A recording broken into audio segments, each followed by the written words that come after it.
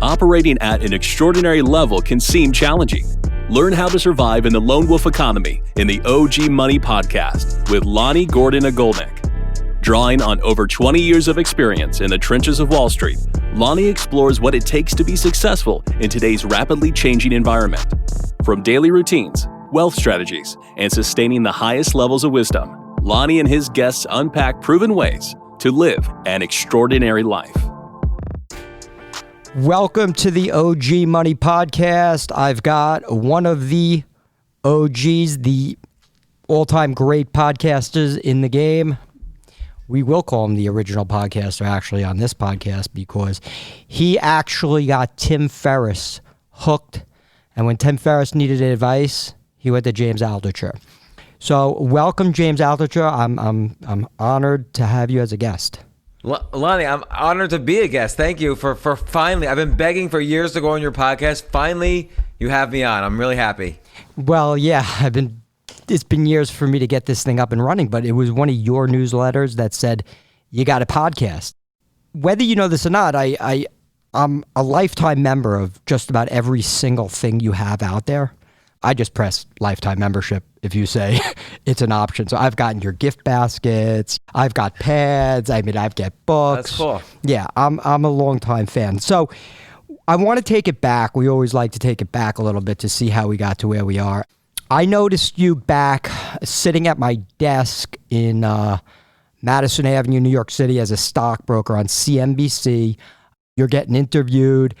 How did you end up as the face of CNBC popping on there maybe 15, 16 years ago? How did that happen? I was writing for TheStreet.com, for Jim Cramer's TheStreet.com, and I was also writing for the Financial Times and Yahoo Finance and Forbes and a couple others, but TheStreet.com was like my home base for writing. The way I started writing there is a whole story, but suffice to say I was writing for them, and then I started this website, Stock Picker, which was a whole business. It was like a social media site for investors, and The Street owned 50% of it, and I owned 50% of it. As a result, Jim was using his considerable influence at CNBC to get me on there. They'd asked me quite a bit in the past, CNBC, for me to go on, because I always had interesting opinions, and I was writing a lot about finance and stocks and so on. So they always kind of asked me, but I always said no. I literally, one time they called me and I said, listen, I'm never going on. I'm just afraid to go on. That's the simple fact. I really don't want to be in public. I'm shy. I'm nervous. I'm scared. I can't do it. So one time Jim stops me in the hallway at TheStreet.com and he says, like, why? You're embarrassing me. Like, why are you not even returning their phone calls anymore? And I said, Jim, I just can't do it. I don't know. I'm not good at this stuff. And he said, listen, if you don't toot your own horn, no one else is going to do it for you. You have to go on. He wanted this business, Stock Picker, to benefit from me going on.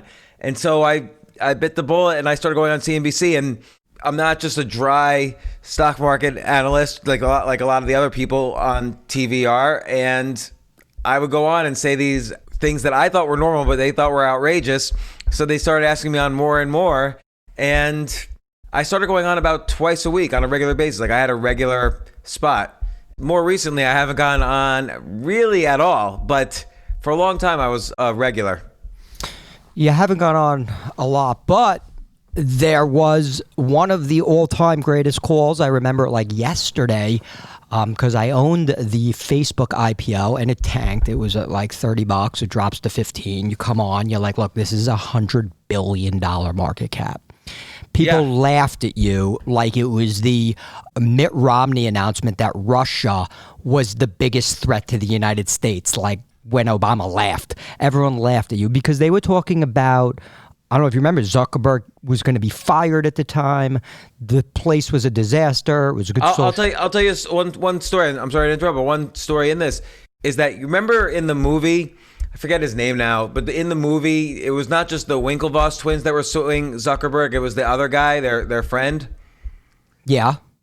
Well, so I ran into him like in the street once in New York, and this is when Facebook was had fallen by half from the IPO, and he's like, man, what do you think I should do? You think I should sell my Facebook shares?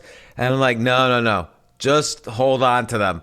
And I hope he did. I don't know if he did, but that was the advice I gave him, and he had a substantial amount of shares. I mean, he had whenever they did the settlement, which was way before the IPO, he had $20 million worth of stock. So what were you seeing at the time, like to make such a bold call of a $100 billion company? It was probably a $10 billion market cap, right, at the time? I don't even know, actually. And it was a 10x move. It was a 10x move. Yeah. I mean, now it's, what is it, like a trillion or trillion and a, some obscene number. Can you imagine you held yours? Yeah, no, I can't. But I did okay on Facebook in other ways, which I can explain.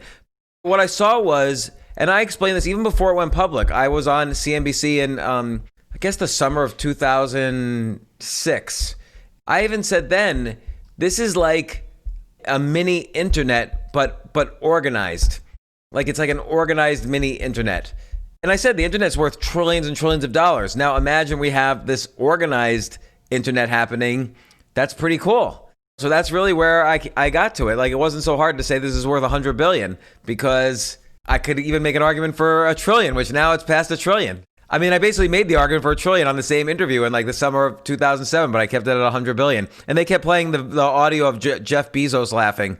And when Facebook IPO'd, then they had me back on because it did IPO at $100 billion market cap, and they kind of apologized for it.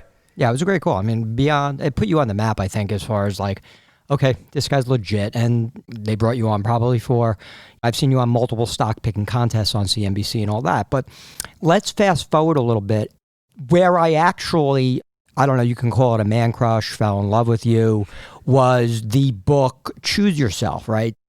I'm in finance, financial advisor, stockbroker, whatever I've evolved into now, which is behavioral finance, do everything. But back then, brutal market volatility, companies I'm investing in, going south, all these things. So I read that book and I tore it apart. I highlighted it. I underlined it. I wrote my notes to it. And it hit home. It just hit home. But you were like the first guy really out there that I related to, because you just left everything on the table. It was nothing. It was almost like you became this preacher for just be honest with yourself and just let it go, and then bring it back to being about you. Because at the end of the day, if it's not about you, you're going to get screwed every which way till Sunday. That's really what I got out of it. Fast forward, I ended up writing a book called The Heart of a Beast because of you.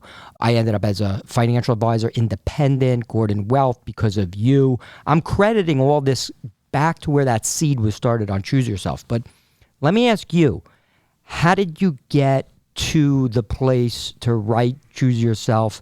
Tell us a little bit about the journey getting to the book, writing the book, and now it's on Amazon. You can actually watch the book. Yeah, right. It's a TV series. Yeah, it's amazing. I finished it. I loved it. Yeah. Oh, thank you so much. I mean, I didn't make it. I mean, I'm in it. Obviously, this Nick Nanton and DNA Films made it. And to be honest, I haven't watched it. I'm afraid to watch myself on TV like that. But people tell me it's good. I watched one episode, and my wife wanted to watch more, and I told her you're just gonna have to do it without me. I can't do it. But my wife and kids watched it, and they said it was good, and the reviews have been good so far. But yeah, so the idea of Choose Yourself is that we keep, just throughout life, we keep waiting for someone else to choose us. Like, remember when you're 18, you're dying for like your favorite college to choose you, and then you always wanted your parents' approval or a teacher's approval, or you wanted to get hired by a job, and then you wanted to get promoted. And if you're a writer, you wanted to get picked by a publisher, or you wanted to get sort of found on the streets. I'm going to be a star. Like, this guy approves of me. And we spend all our life going through this state of mind where we're just begging to be chosen. I was going through that as well. It wasn't like I was above all that. Like, I wanted to be, invest in my business, invest in my hedge fund. Please let me get into your college. Please choose my book. Whatever. Everything I had ever done, I felt like I had to like kiss someone's ass to be chosen by them. And I'm sorry for the language, but it just brings back these memories where I just feel it inside. Like, I would go visit somebody and bring my wife, bring my little baby, and I was just really there hoping to be chosen by them for something or other, whatever it is I was working on. And it wasn't working for me. Like, I kept making money, like that business I described to you that the street half owned. I made millions on that, but then I would go broke again, and I would sell a business and I'd go broke. The first business I sold was a little internet business in the 90s, and I made a lot of money, but then I lost all of it. Just trying to pander to others and invest in other people's companies that were no good. And I don't know, I just didn't know what I was doing. I realized later kept trying to please others. I kept trying to be, again, I'll be one of these cool venture capitalists that make hundreds of millions of dollars. I kept wanting to be something else so I could win other people's approval. And consequently, I wasn't publishing books. I was no longer getting on, this is like in 2010, I was no longer getting on CNBC. I was no longer doing this. I was no longer doing this. And I'm like, screw it. I'm going to start choosing myself. And so I started writing about whatever I wanted. I didn't write about finance anymore. I started writing about going broke and all the times I went broke and all the times I bounced back. I started writing about all sorts of things. And then instead of waiting for a publisher, and I'd already published like 5 or 6 books, I started self-publishing on Amazon. And the books I was self-publishing were selling 10 times as many copies as the books I was publishing with mainstream publishers like Random House. I started kind of looking at every area of life and choosing myself in that area. And I wrote the book about all my experiences, and what I realized, the main question I asked myself is, what was I doing right every time I was making money? And what was I doing wrong every time I went broke? That story and the stories around that and what I did and how I bounced back became the book Choose Yourself. And I'm proud of it because I don't think anyone had really done this before. I don't, like, people said it's in the self-help category, but I viewed it more as like literary nonfiction. Like, I was just telling stories. And I even would say in the book, this is what I did. Other people might do different things. It's just up to you.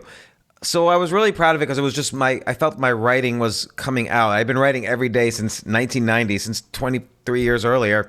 I was really proud of it. But the important thing is that the reason I was able to write it is because I was bad at it. So it's not like you would never, if Brad Pitt wrote a book, how to date girls, you wouldn't buy it because Brad Pitt just has to go over to a woman and say, hey, you want to go on a date? If she's single and maybe 50-50, if she's married, she's going to say yes. He's the wrong person to ask. You want to ask someone who looks like me, for instance, to write a book on how to date girls. Although after that intro to the topic, I'm not sure anyone will buy it either. But it's the same thing with Choose Yourself. I was so bad at it, and I was going broke all the time. But then bouncing back and then figuring it out, I felt qualified to just tell my stories, and then people could take with it from what they will, and people related to it. Sold a lot of copies, and then I wrote other books, and it's really sent me on to bigger and better things. It's a remarkable story, and just getting up, working out every day. The 4 principles are just so simple, right? Tell us about the 4 principles. Yeah, and it's almost like I feel embarrassed telling them because it's so, like, people say, "Come on, tell me an idea to make money. What's a money making idea?" And then I'll see what's going on. I'll ask them questions. What's going on in your life? And I'll see. Well, you got to take a step back. And here's the things you can't do. Let me introduce it that way. If you're not physically healthy, if you're sick in bed, you're not going to have great ideas, and you're not going to make a great business, and you're not going to support your family, and so on. If you're arguing with your spouse all day long, or arguing with your friends or your family or your colleagues, you're not going to be creative. You're not going to start a business. You're not going to be successful. If you're not creative, if you're not exercising your idea muscle and training your brain to be as creative as possible, and the idea muscle atrophies, the creativity muscle atrophies, you got to always exercise it. If you're not doing that, you're not going to be successful. If you're not spiritually healthy, and it doesn't mean religious, it doesn't mean meditation, it just means accept the world around you. Be grateful for what you have. Don't spend your time regretting the past because you can't change that. Try not to spend time anxious about the future. That's really hard, particularly with such an uncertain times that we're living in. But try to avoid it. That's spiritual health. But because if you're anxious all the time, or if you're filled with regret all the time, you're not going to have a successful business. You're not going to be creative. And so just those 4 things: physical, emotional, mental, spiritual. Every day I ask myself, did I do something for myself in those 4 categories every day? Because if I did, then I'm going to be fine. Like, no matter what happened that day, no matter what upset me, no matter what ups or downs I have, and we all have ups and downs all the time, I'm going to be okay. I'm moving forward. And it's really been true. Like just that one philosophy of thinking has saved my life and saved me financially. And then of course you can get down into the nuts and bolts like, okay, here's persuasion techniques. Here's how to sell. Here's some good business ideas. Here's how I invest in stocks. Here's all these things. But those 4 things right there, if all you do is that, you're in good shape. So the hardest thing that I have is the 10 ideas. It's the only code that I haven't cracked. It's hard for my brain to sit there and come up with 10 ideas every single day. So okay, tell me about that. Like what's a list you might try? I understand if you didn't do anything today or this week or whatever. Like what's a list you might have tried? Well, at some I have point? the 5-minute journal. It's 3. It breaks down into like, what are you grateful for? What are you going to do today? And what are you going to do right now, right? I'm pretty good with that, but it's very repetitive. It's like, I'm grateful for my family. I'm grateful for like my kids, my house, and this moment. But coming up with brand new ideas and writing them down, I guess I just have a little bit of I don't know. I get. Okay, let me ask you a question. Let's think of 3 things. Like in 2030, what things are going to be invented that are different from what they are today? Even a tiny difference. This might segue into a topic that I wanted to talk to you about anyway. Because this is just exercising the idea muscle, it should be interesting, but it doesn't have to be correct. Yeah. And by interesting, I mean, don't just say, okay, a chair that massages me even better than the old massage chair, a better massage chair. That already exists, but that's like an easy way out. Right. So here's what's going to happen. In 30 years from now, an election is going to be on your cell phone through Ethereum blockchain, and it'll be a chain, right? In 30 years from now, this election... Or even 2030, I think. Let's stick with 2030. 30 is hard to predict. Yeah, in 2030, there will be a phone app where you are going to vote through the Ethereum blockchain. That's going to be very simple and easy to use. Okay, that's a good one. Number 2. Number 2, I walk into my Starbucks coffee and I notice there's a line around the corner and I can buy a token of that specific Starbucks and trade that token on T0. Anything that you see in the world today, you'll be able to buy a piece of that through a tokenization. I see that world coming too. Yeah, okay. Next one. Next one would be the work from home trend is getting even bigger. Working from anywhere is going to just be the way it is. Commercial real estate, as we know it today, is most likely going to be completely grounded to a halt, and something will need to go in there and replace it, and I don't know what. Okay, let's push on that. Okay, you don't know what. Well, what could push on that? Indoor museums, indoor amusement parks. In the office space that's empty? Yeah. Okay, that's a good one. How about this? Let's go the other direction. There's going to be commercial real estate, and we're going to go to the office, but all of it's going to be in virtual realities. So imagine a Zoom, but it's VR instead of Zoom. So that's an invention that probably will happen. We probably will go to an actual office, but it'll be in a virtual reality, so we don't have to leave home. Interesting. Of course, it's almost too easy to put there, but all the cars will be self-driving. So that's a little too easy. Let's just say, though, that they'll all have the ability to go in the air. And because of the AI, they won't crash into each other. They'll handle all the air traffic control will be all AI. So all these cars that are flying around will be at different levels, so nothing will crash, and the AI will avoid that. So there'll be self-flying cars. That's another one. I think we're up to 5. What about clothes that is constantly measuring your metabolic status, your blood, your oxygen, and it'll tell you, it's constantly sending your health stats to an AI in the cloud to tell you if you need, hey, take a little bit more vitamin D or take magnesium or go to the hospital immediately. You're about to have a heart attack. So there'll be kind of self-diagnostic clothing. On the ground, on any blacktop surface, like every school basketball court and street or whatever that still exists, there's going to be solar panels, and solar panel efficiency will probably be up to 80 or 90% up from today's, 20 or 30%. So solar power will finally fuel the electric grids, and that invention will probably reduce our dependence on oil and gas. Let's just pick a technology. Let's pick a technology. We'll come up with the 2030 version of it. What technology? So your cell phone, how is that going to improve from what the Apple phone is that we have today? Is that what's going to take out Apple? That's a great question, because that leads into an interesting issue in why hasn't Apple been disrupted already?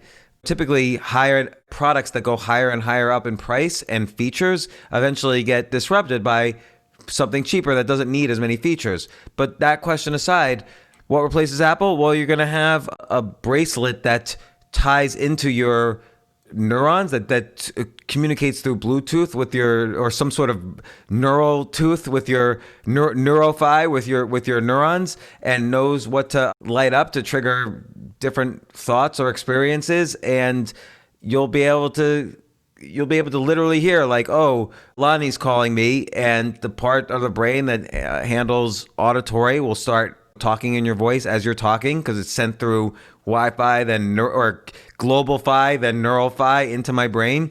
And then I'll start thinking, Lonnie's talking about what the price was at the Facebook IPO. And so another part of my brain will retrieve that from whatever is Google in the cloud. So I'll be able to say, no, I think it went IPO'd at this price. So I think there's going to be a lot more neural, kind of like Elon Musk's Neuralink, but maybe even better, or at least we'll be heading in that direction better. Right. So I for people who haven't read the book or don't know you that well, the whole idea about this exercise about writing down 10 ideas is they can be completely out of your mind. They don't even have to make sense. What you're trying to say is just by exercising the mind, just get these ideas on paper, put them down. Over 360 days out of the year, you're going to have a few of these ideas that stick and they can change your life. Right. And notice, they can't be too easy and they can't be too hard. You have to challenge yourself. Like, I can't say, oh, there's going to be a time machine, because how would that work? I can't imagine really the steps in the way of making that work. And I can't say, oh, there's going to be a toilet that automatically flushes, because that already happened. And the seat's warm. Yeah. That's, even if that was an invention, it's like too easy. You can't have, I don't know what an easy invention is. Well, you're right. And they don't have to be serious. They don't have to be serious. Like, you could say 10 things I learned from reading Tim Ferriss's latest book. That's also could be 10 ideas a day. Or 10 ideas, here's how Google can improve their business. 10 ideas for Google or Amazon or Airbnb. It's just, and the whole point is, I started doing this in 2002. I was super depressed. I was losing my home. I lost every dime of money I had. I was totally broke after having millions and millions. I sold this business. It was like winning the lottery, and then I lost it all. So I bought these waiter's pads, and I started just writing these ideas. And after like maybe 6 weeks of that, all of a sudden I wasn't depressed anymore for the first time in over a year. Like, I could understand what it meant to smile rather than just faking a smile. I was excited to wake up for the first time in many years. It really worked. And whenever I've stopped doing it, it's like literally, it's like erasing 60 points from my IQ. Like, I'd be nothing. It was so exciting to have ideas and to see them crystallize and to think about them. And, it really does exercise a muscle that most people let atrophy. Yeah, I will say, and it's like a goal setting on steroids on a daily basis, because since I started in my business in finance like 23 years ago, I was writing down goals every single day, and the power of goals, just writing it down on paper, is like magic. But I wanna ask you a question, because the second greatest call you've ever made on CNBC, and you were also looked like you batshit crazy at the time. I think it's just the way I look. I look batshit crazy. Well, yeah, I look like a bat. But that's crazy. Sort of what draws people in. You have that look of like, what the hell is going on here in this brain? What I would say was, when you came out and you announced the fact that Bitcoin was going to 100,000, again, you had 1 million people around the world like, what the hell is this guy talking about? What is Bitcoin, and where is he going? You actually had a book you wrote and had people pay you in Bitcoin. But for the audience, for this specific topic, I just want you to give, what is Bitcoin and why would anybody want to own it? It's a good question, because I think the answer is almost always unclear, because, I mean, money is in the system. If you live in the U.S., you've never really had a financial crisis. Now, yes, we had the 2008 financial crisis, and we all suffered then. I went broke then as well. It wasn't pleasant. It wasn't like Germany in the 1920s, where you'd have to bring a trillion mark a trillion marks to the supermarket to buy a loaf of bread. We survived and we moved past it, and we're like confident in the dollar, and the whole world's confident in the dollar, which is why the dollar keeps going up.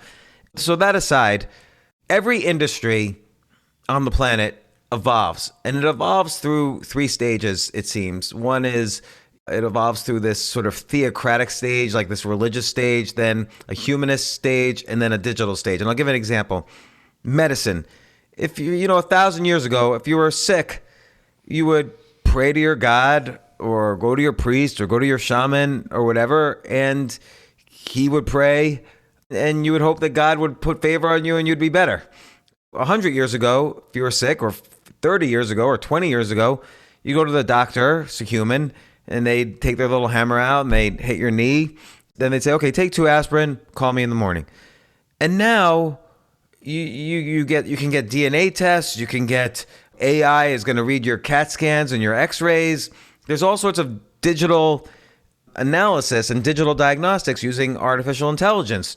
Now, legally, a doctor still has to give the diagnosis, but that's kind of a remnant of the past. But you see, with medicine, we've evolved from kind of this theocratic view of medicine to a humanist view to a digital view. War. If you were going to war 1,000 years ago, you'd pray to your God or sacrifice something to your God, and whoever did the better sacrifice would, if God was on your side, you would win, or you would think you were going to win. Then we invented bullets and all sorts of weapons and cannons and planes that shoot bombs, and it became humanist. It's up to us as humans to invent enough militarized weaponry that would win the war. But now we are at war 24 hours a day. Like, we're at war right now, this second. Every country is at war with every other country. We're all cyber attacking each other. There are people trying to hack your computer right now, probably. It's happening it's happening all over the world every day. China's attacking the US, US is attacking China, we're all attacking Russia, Russia's attacking us. So the cyber war is never going away now. And with money, think of the history of money. First, it was some barter system or whatever, and you had natural resources based on, if your God was good, then the harvest would be good and you would have good things to barter with neighboring kingdoms or whatever. Then you had metals like gold and silver, and usually to avoid counterfeit, you'd have the human who was like the God emperor of your land. His or her face would be on the metal. And then gradually we moved to paper currency, then fiat currency, which is, there's just a piece of paper not backed by anything. But notice, we still remember on our currency, we still remember the older evolutions. Like I'm holding a $10 bill.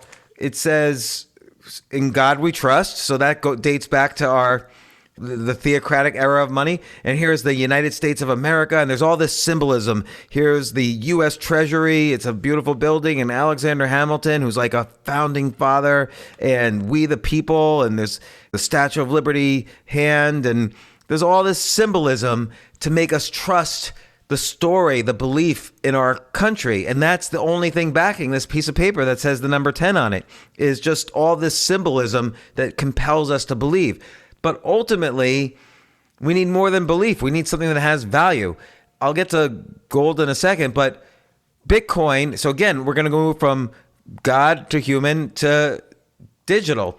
Bitcoin is a digital currency. And so what does that mean? It means I can send money straight. It means several things. First off, I can send money straight to you without having to go through the intermediary of a bank and money and so on. Like, if I wanted to wire money to you right now, even if you're across the street, I've got to go to my bank. It goes to the local Federal Reserve, which goes to your bank, which goes to you. There's like 4 or 5 transactions happening there, and there's fees every step of the way. So digital currency means I can just say, "Hey, Lonnie, tell me your wallet number. I'll send you 1 Bitcoin or 1 Ethereum, whatever." And I could do that without really fees or intervention in the middle. So there's privacy also. You don't have privacy with U.S. money transactions. So I just listed 2 reasons: fees, privacy. There's also security. The way digital currency is set up, no one can steal from you unless you leave your cryptocurrency in a human institution that's hacked. If you're just keeping it on yourself in various ways, no one could steal the money from you. No one can seize it. No government can seize it. I mean, there's huge issues in every government, in every country, with the country seizing your assets. That's happened all throughout history, and it happens in the U.S. And I'm not being anti-U.S. It's just a normal thing in the U.S. Well, they seized your gold in 1933 here in the U.S. Yeah, from 1933 to 1974, you could not legally own gold. Stuff like that's a problem. But there's many more features to Bitcoin, but suffice to say, digital currency is here. And people could say, oh, well, it's just ones and zeros. Where's the value? Well, there are thousands and thousands of computers all over the world processing Bitcoin transactions and doing what's called mining. I bet if you add up all the processing costs that have gone into Bitcoin, it would roughly equal the market cap of Bitcoin right now, which is around 200 billion or so. So at some point, every industry evolves. Money's no different. And we're just evolving into this safer, more secure, less borders oriented, more functionality currency called cryptocurrency, where Bitcoin's one, Ethereum's one. There's others, but I would say Bitcoin's the most important to keep track of. When I first spoke about Bitcoin on CNBC, it was $61 per Bitcoin. Now it's over $15,000. You referred to me selling my book, Choose Yourself on Bitcoin. I pre-released Choose Yourself in May 2013, and I created a Bitcoin-only store and sold Choose Yourself for 1/10 of a Bitcoin back then, so $6 a book. And I went on CNBC, and I think it was Herb Greenberg said to me, "Are you sure this isn't just like a marketing ploy?" And I'm like, "Well, I'm on national TV right now, so I think it worked." That was my first public involvement with Bitcoin. Right, and you were early. In one of your newsletters that I subscribed to, you started talking about Bitcoin a lot. And I read, I dug, and there's an aha moment you go through when you experience the Bitcoin rabbit hole. I went down that rabbit hole, and when you talk to most people, they're basically like, they look at you like you have three heads. So at 15,000, if I'm in a room with like 99 millionaires, 97 of them are looking at you like you're nuts. So I think that there's a tremendous amount of upside left in that, because most big players haven't even stepped in. But if you have taken notice, MicroStrategy CEO took $450 million of his treasury for his company and bought Bitcoin. That was recently followed up by Jack Dorsey at Square by taking $50 billion of his treasury and buying Bitcoin. I'm seeing a trend here now. If corporations are looking at their dollars melting away, like on an ice cube, on a hot stove, they're starting to now move that money over to Bitcoin as a safe haven asset. Are you seeing that? Because think about at the beginning of this pandemic. So pandemic aside, all right, the coronavirus is a serious virus, and we don't fully know and understand what the right strategies are, and everybody's trying to do the best they can, and people disagree or they agree, but everybody is universally trying to do the best they can. But an economic lockdown, coronavirus or not, is a serious event. Like, the world economy was potentially destroyed by this economic lockdown. Does that mean destroyed forever? No, but we haven't seen the worst of it yet. There's a lot of Band-Aids being put on the economy right now, so it's hard to see what's going on. I think back in March, Bitcoin dipped a little bit, and then it started going up. It keeps going up. I mean, 15,000's enormous. I think what happened was everybody breathed a sigh of relief, thinking, at least we have Bitcoin. Because the problem is that who knows? Like, the U.S. currency, which is backed by the good faith of the U.S. government, well, the U.S. government might not know what they're doing right now. They're trying the best they can. That's all they can really say. And I'm not talking about the coronavirus. I'm talking about economically. The smartest guy in government right now is Jerome Powell, the head of the Federal Reserve. He has single-handedly been holding the economy up through all this time, and hopefully he's making the right decisions. So far, so good. We'll see. It's a long-term thing. It's not a short-term thing. Part of what's happening is that no other currency in the world is people want to be in. So many countries are buying U.S. dollars that there's actually deflation in the U.S. right now, and the Federal Reserve is desperately trying to get inflation to make sure the economy can get restarted. But that said, everybody's worried about, oh, if things go wrong too far in any one direction, hyperinflation or deflation or whatever, at least we could put our assets or some portion of our assets in Bitcoin. So I think everybody, all the smart money, parked some money, not all their money. If you had, like, let's say you had $1 million, okay, put 1% of that, 2%, and put $20,000 in Bitcoin. And then if is Bitcoin going to replace your million if the dollar falls apart? Absolutely, because there's $150 trillion worth of currency in the world. There's only 200 billion worth of Bitcoin. Bitcoin, you can make an argument for, it could be a $10 million price.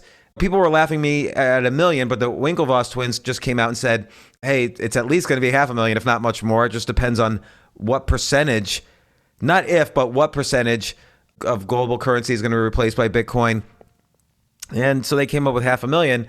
I've talked on CNBC about $1 million. Everyone laughed. Everyone always laughs at me. Why do you think I never get taken seriously? I'm like, always, I don't want to say I've always been right, but I've been right about a lot of big things. And I'm not afraid to give my opinion, Lonnie. As you know, like, a lot of people go on CNBC, well, if we see Biden do this, then maybe healthcare stocks will do well. But, maybe if Amy Barrett says something about stem cells, biotech will go down. Like, they always hedge themselves and they never give an opinion.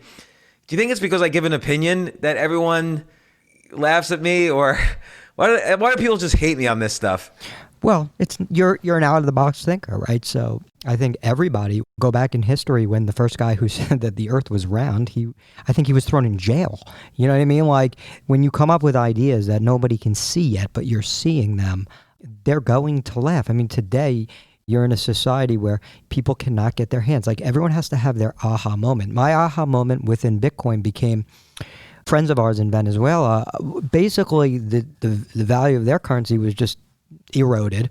Argentina eroded. You see around the world, Nigeria eroded. And my aha moment was, well, what if you saw that coming and you decided to move that currency over to Bitcoin, get out of Argentina, move to Spain, and save your money, right? Like, how many times in history have you had to flee a country, Nazi Germany, the Russians? Like, what if you had the ability to put in your pocket your Trezor and get out of there? And then get to safety. You want to move $1 million in gold? It's going to cost you like $25,000 in just trucking fees. You're not even going to be able to carry it. And then you got to find a dealer to sell it to. Right. That's just it. Everybody says, oh, well, gold is a real thing. Is it? I think gold is just a rock. Like, I could go outside right now and dig up a rock. Is that that's a real thing? Why isn't that worth $1,600? Gold is a real thing.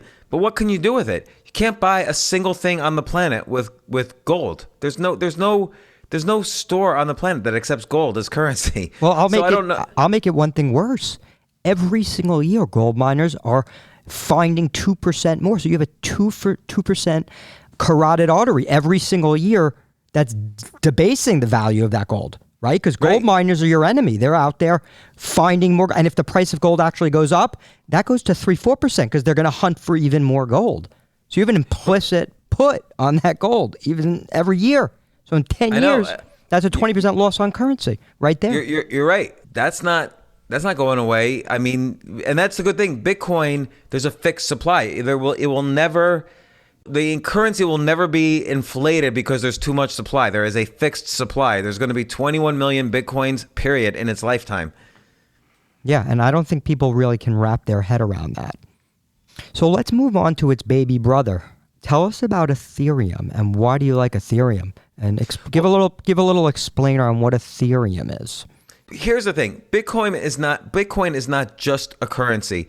Because of the security aspects of it and because this is based on a software platform, there are a lot of things you can do with Bitcoin. Like, you can, for instance, do a legal agreement where we both put $10,000 into escrow, or you put a car into escrow, I put $10,000 into escrow, and it's all secured by a Bitcoin blockchain, what's called blockchain contract, or I don't want to get into the weeds of that. Bitcoin has a lot of other uses. The only problem is Bitcoin, it was the first one. It's sometimes hard to program some of these other uses. So Ethereum was basically created with the same philosophy as Bitcoin, but it makes it easier to program some of these other uses. So if I want to tokenize, for instance, let's say, Lonnie, you graduate college and now you need some money to get started on paying back your student loans or whatever. I might say, you know what, Lonnie, I'm gonna buy 1/10 of your future income for the next 30 years. But the way how would we do it? Well, we could write a complicated contract and escrows and all that, or it could be done very easily with Bitcoin or with Ethereum. So that's what you mean when you say tokenizing. Like, you can tokenize basically some of this stuff using Bitcoin or Ethereum, and Ethereum makes it easy. Ethereum's like Bitcoin, but it makes it easier to do this software stuff. So we're not even scratching the surface yet with Ethereum, because the concept there of what we're talking about, owning different, maybe the Starbucks story I gave you, or buying 1/10 of somebody's future earnings for X. These things are going to happen in the future, and we're just at the scratch surface of Ethereum then. I like Ethereum because I do like the concept and the idea about where it's going to go. I think it's cutting out the middleman in almost every transaction going forward, like land title. If you and I do a real estate transaction, we can write that on an Ethereum contract. You don't have to pay $7,000 for a transfer of land. It's going to be printed right in there. The two chains will have all that information stored. Do you know how many? You said there's 21 in circulation for Bitcoin. Is there something like that for Ethereum? Like, is there a set amount of Ethereum out there? Do you know? I think there is, but I don't really know. I think it's 60 million. I know with Ripple there isn't, and that's why I don't like Ripple. But lately, the past few years, I've just been focusing on Bitcoin. And so I own other things. I own some Zcash. I own some Filecoin, which are some... Filecoin is Zcash is like a more secure Bitcoin.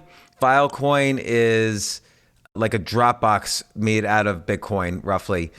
These things are valuable. Right. Use cases like that are extremely valuable. We'll see what happens with them, but that's the exciting thing, is that there's all these uses. There's like gambling uses, there's tokenizing uses. You can do the equivalent of IPOs this way. So, but I like Bitcoin because it's just right now, just economically, that's what we can all focus on and say, hey, this is going up.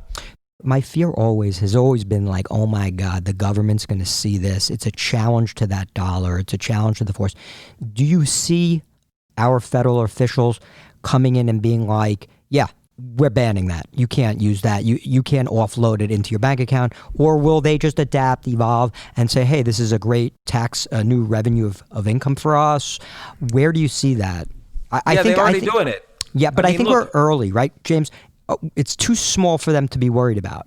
Yes and no. It depends on the country. I think the U.S. was briefly worried about it in 2018. With Bitcoin at 15,000, they're going to start to get worried about it again.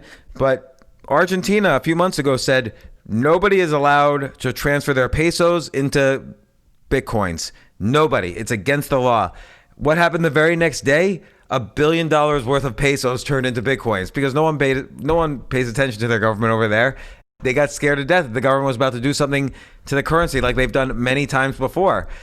Again, it's the sigh of relief. At least we have Bitcoin. No government controls it. There's no borders. Borders might be a thing of the past. I mean, we're already seeing it right now. Like, is this a Democrat country? Is this a Republican country? For the first time in my lifetime, I've heard the word civil war being used during this election process from both sides. It's not even a side thing.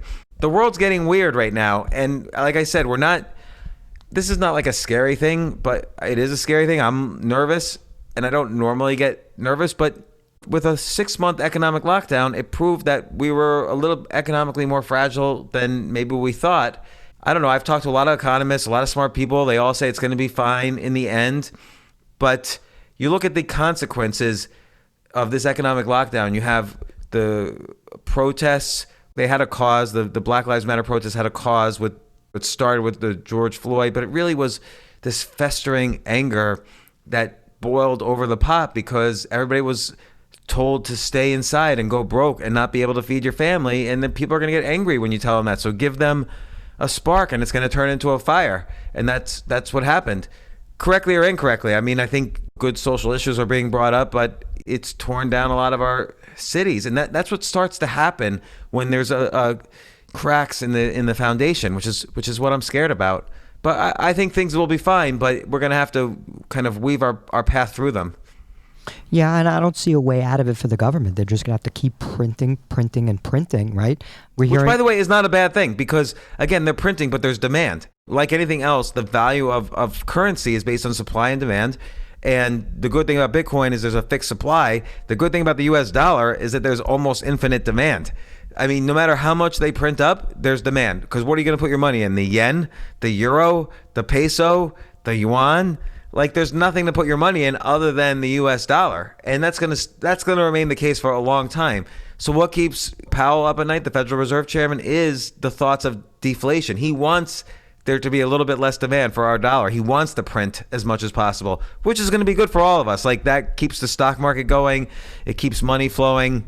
So we'll see what happens, though. We'll see how far it could go. Yeah, I mean, some economists say it could go for years and no consequences. Well, I mean, I don't know. I think it's great for the stock market, and I think it's great for Bitcoin. But for anybody who's 65 years old and thinks that the old 60-40 asset allocation portfolio is going to work, I think they're in a pipe dream because I don't think the Fed can raise rates for the foreseeable future. It's going to be very hard for them as we print more money to get a 5% yield on a 10-year Treasury anytime soon. You can't raise rates. You can't raise interest rates. You also can't really raise taxes because what are you going to do? You're going to tax innovation, and then and there's not going to be any more innovation. You're going to force everybody to pay a higher wage. That's fine. I love when there's good intentions. That's a great thing, but good intentions often lead to very, very miscalculated and unforeseen bad outcomes. So let's roll right into that because I think it's a good segue into a recent article you wrote about New York City, and you said it was not going to come back. And I agree with you. I'm not really sure how it would come back, but I know they have a tremendous tax burden. And how do you get out of the hole they're digging other than raising more taxes? Why would anybody who can get out of there with money not flee and get to Florida where you're saving 10% immediately? Just 16%. 16. State and city. Oh my God. So, the average guy making $1 million is $160,000 in savings right there. Yeah, or even if you're making $100,000, I mean, the average income I think the median income in the U.S. is $93,000. So let's just say it's $100,000. You save $16,000. It's tremendous. But my thing is, if you bought something in New York City, I lived through this in 2008. I had an apartment in the Corinthian, and it was like the Bronx Tale. It's like, now you can't leave. If you own an apartment in New York City, you cannot get out. You're stuck. And I think I miscalculated that when I wrote the article, in the sense that I want New York City to be great. I don't want New York City to have problems. I was born there. I've lived in and around there all my life. I think I miscalculated, though, the number of people who are just in a lot of pain because they would love to be able to sell their apartments right now, but that time has come and gone for the moment, and they have to think of other solutions. There's always other solutions, by the way, but sometimes it's really scary. Like I said, you could choose yourself. We all have the freedom to choose the life we want to live. And that includes if you have to do something drastic to change things. But, skipping that for a second, New York City had good intentions. Let's shut everything down. Let's keep everything shut down because we don't want it to spike up again. Now 8,000 restaurants are never going to reopen. And that's like, hundreds of thousands of employees. That means Midtown office buildings are only at 5% capacity right now. And people say, well, New York City is not just Midtown. But you know what? The tax base is just Midtown. And the tourist base is just Midtown. And that's billions in sales taxes. Without taxes, New York City can't afford teachers, garbage collectors, EMT healthcare workers, transit authority workers, police.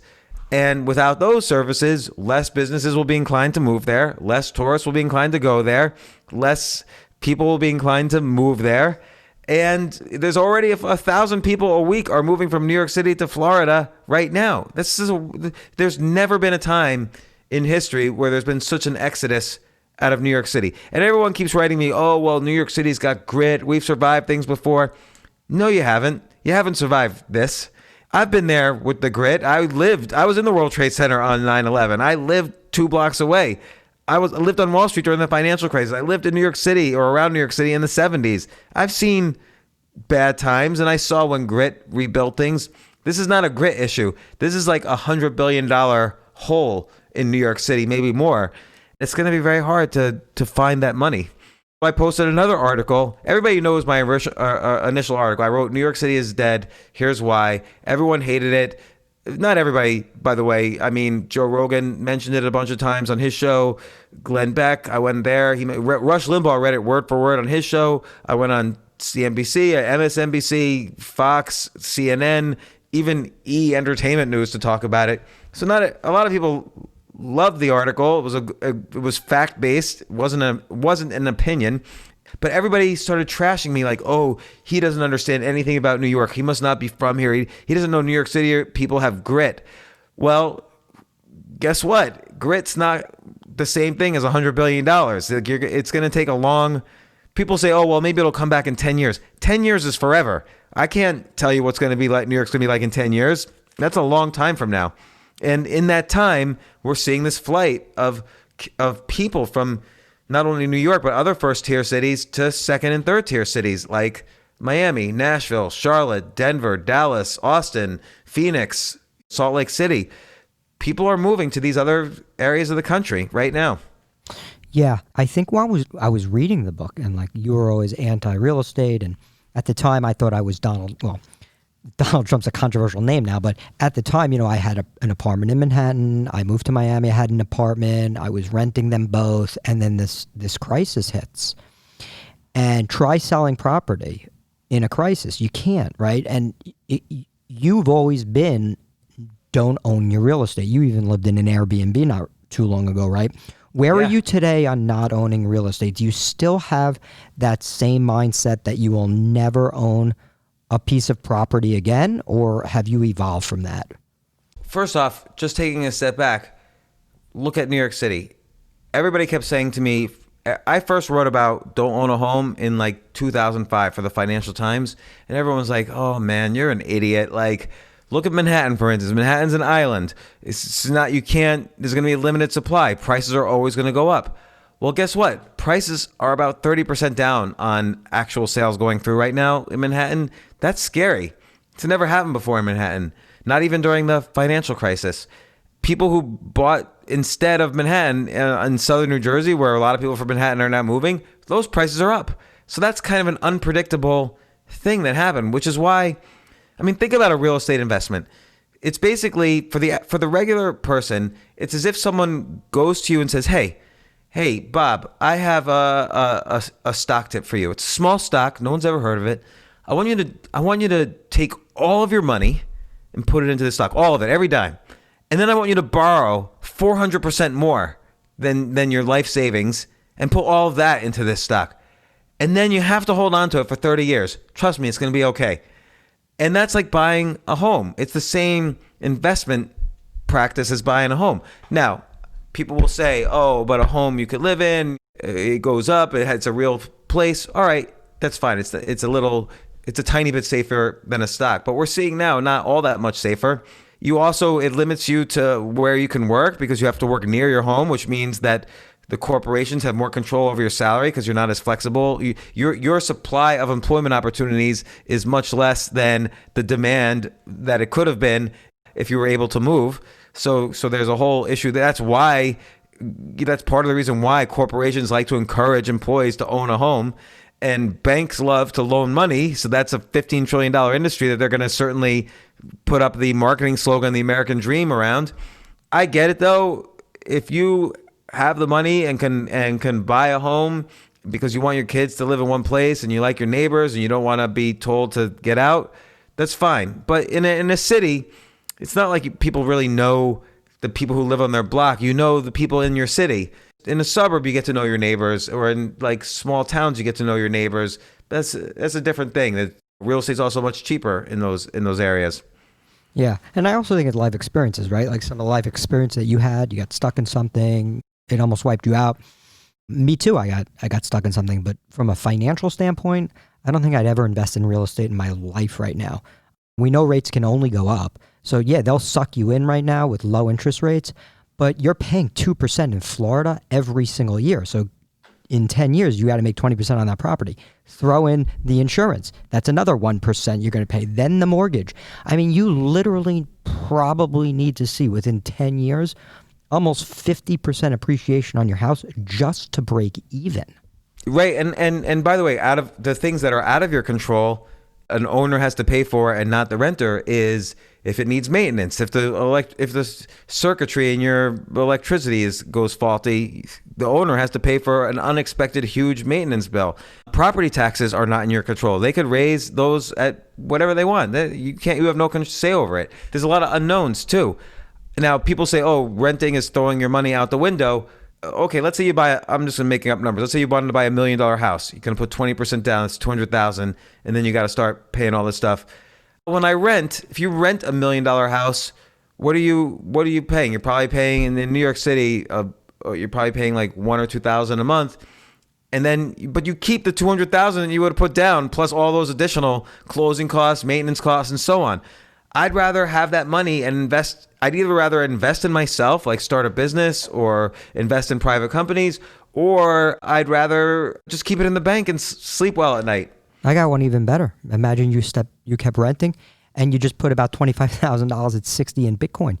How much money you would have made, right? Yeah, that would have been huge. That's unpredictable though. But yeah, well, that's what I'm saying is like you could invest in a diversified portfolio that's going to do better than your leveraged house probably. Yeah.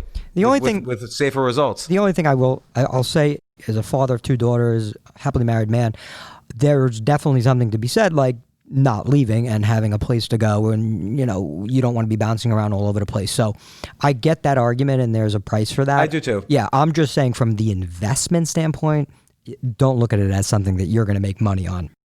I have a couple of more questions for you because I know you're a busy guy, and I want to know what exactly you mean by not loving the fact that college is worth it. I happen to agree with you. The cost of college today is insane. I have 2 daughters. Saying that to your kids, though, my wife is like, what's wrong with you? But it's controversial. Again, you don't believe college is worth it.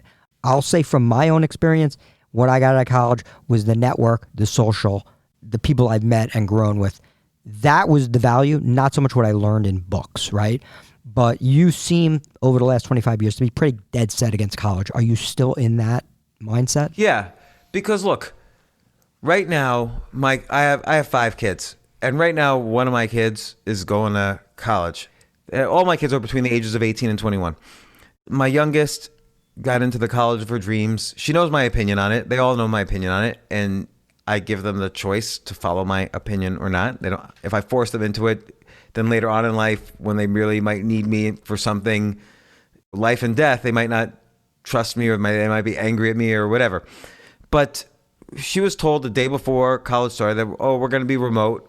But by the way, the tuition's the same. We can't bring the tuition down because we got to still support the college. So sorry, but you're not going to get as good an education.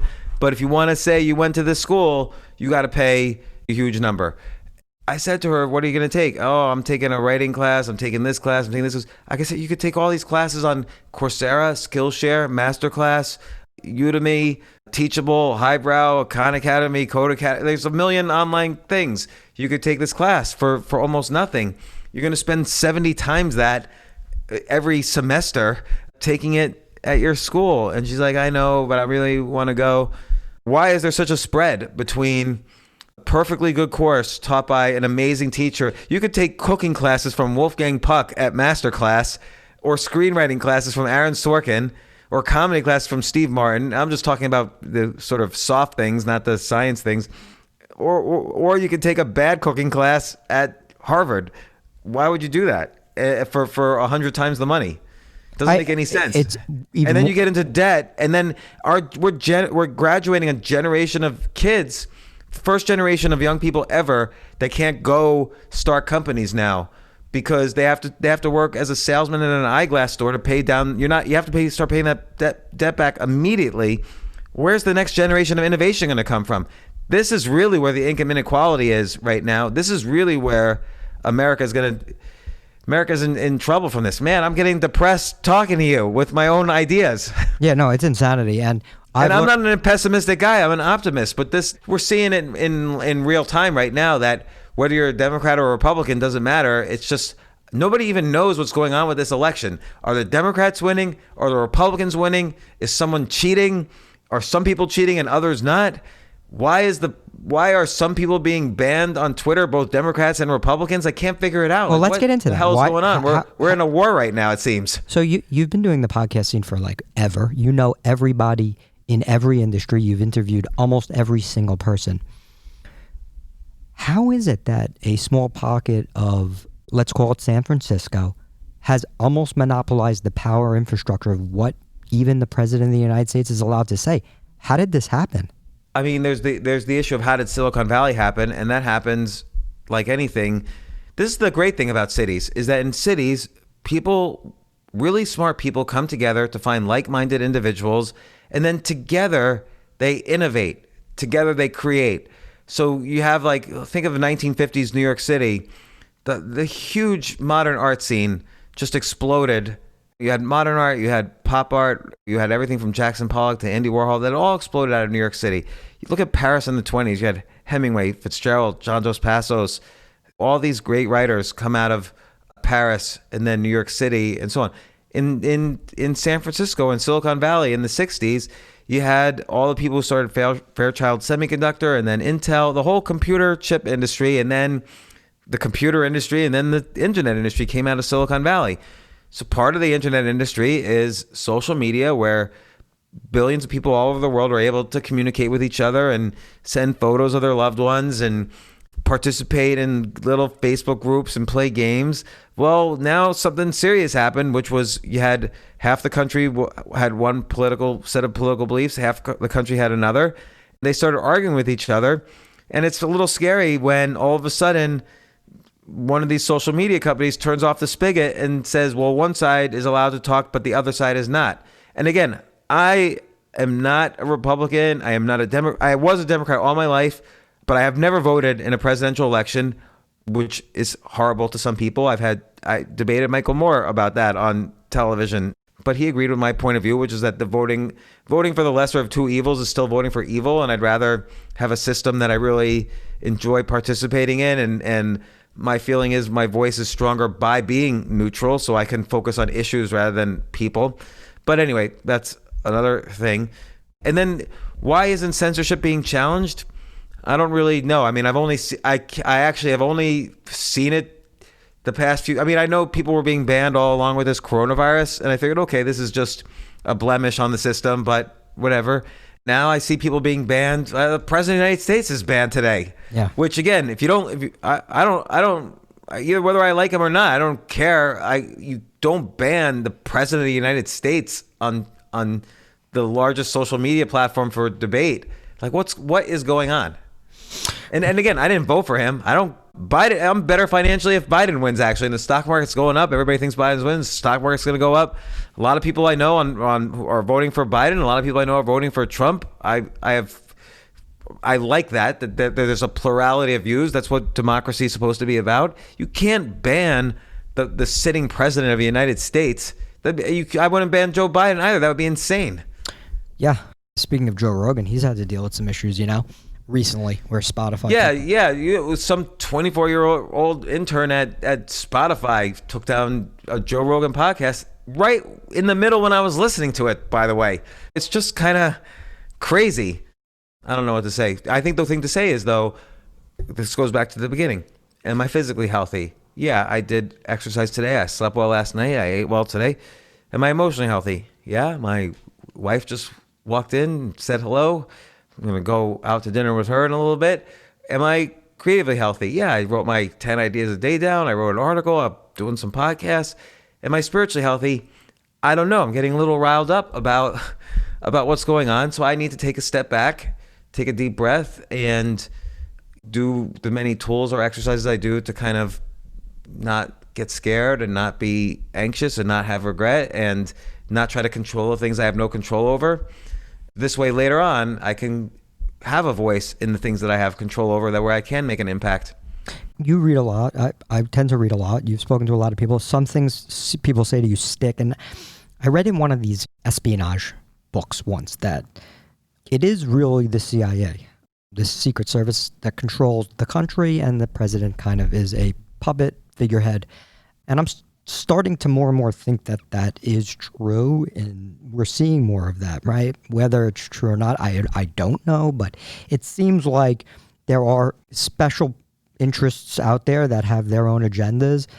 We'll see how it plays out. But you're into hip-hop, you're into poker, games, comedy, the list goes on and on. We have a lot of similar interests. You wrote a new book that's coming out relatively shortly. Can you give us a 2-minute elevator pitch on what that's going to be about? Because I'm excited. I'm always excited for a new James Altucher book. I would love to, and thank you for asking. And I think this is going to be my best book ever. It's called Skip the Line.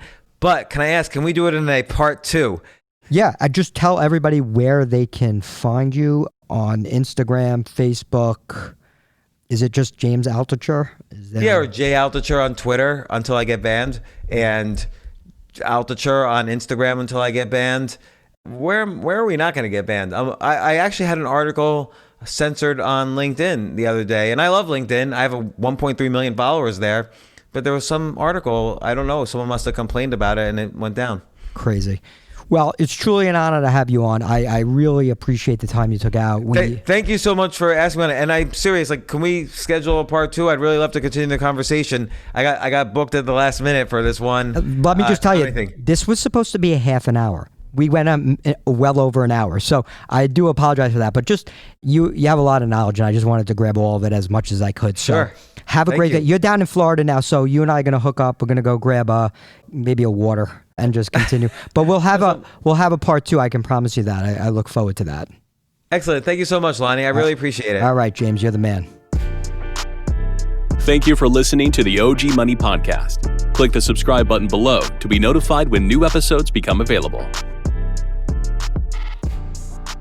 Securities offered through Securities America Inc., member FINRA SIPC. Advisory services offered through Securities America Advisors Inc., an SEC registered investment advisor. This site is published for residents of the United States and is for informational purposes only and does not constitute an offer to sell or a solicitation of an offer to buy any security or product that may be referenced herein. Persons mentioned on this website may only offer services and transact business and/or respond to inquiries in states or jurisdictions in which they have been properly registered or are exempt from registration. Not all products and services referenced on this site are available in every state, jurisdiction, or from every person listed. Third-party comments may not be representative of all customer experiences.